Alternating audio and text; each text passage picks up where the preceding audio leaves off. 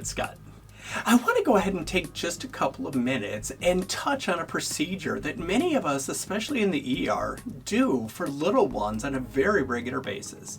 But interestingly, when you look at the research, there's actually a couple tricks out there that are kind of cool to make this procedure a whole lot better.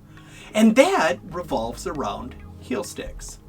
So with that in mind, let's go ahead and take a quick look at the top 5 tips when it comes to heel sticks.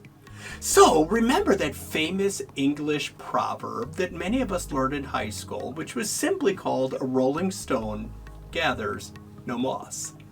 However, when it comes to babies, take that just a little bit different path, and let's say a cold heel giveth no blood.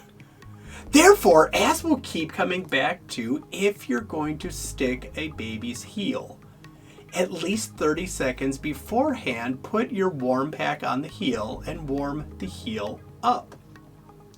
Number 4 involves, first of which, warm the heel first. Then go ahead and allow gravity to be your friend. And why that's important is you'll see when we lay the baby on the stretcher, but then people put the leg up in the air and stick the heel.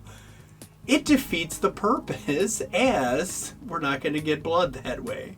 Even worse is you'll see places that'll hold the whole baby up by their feet and then go ahead and stick. Again, not what you're hoping for. What works far better is have mom or dad just hold the kid to their chest. That way, not only do they get comfort, but the feet are pointing down and you allow gravity to be your friend. Number 3, warm the heel first. Then you just have to pick which device do you want to use. Because if all you're trying to do is get 1 drop of blood for a blood sugar, you know what? Grab your clicker, stick, and be done.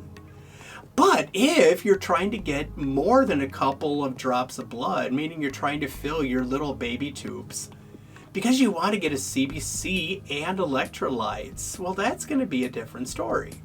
So yes, you can use your little clicker, but actually what works far better is up in the nursery, they actually make heel stick devices, which are made to stick heels.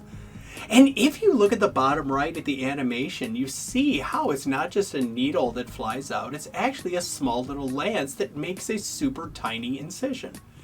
And if you actually go ahead and use that particular device, you have a much better chance of actually getting the amount of blood that you're hoping to get.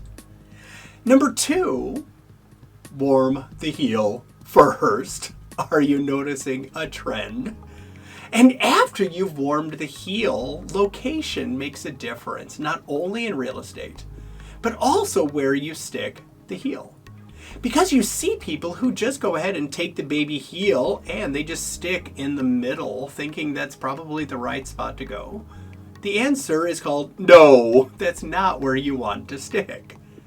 If you look at the picture, remember that the nerves are located in the middle. The things that bleed tend to be located on the outside.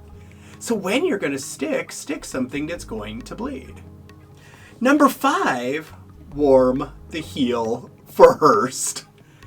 And then go ahead and think about giving him a little sugar.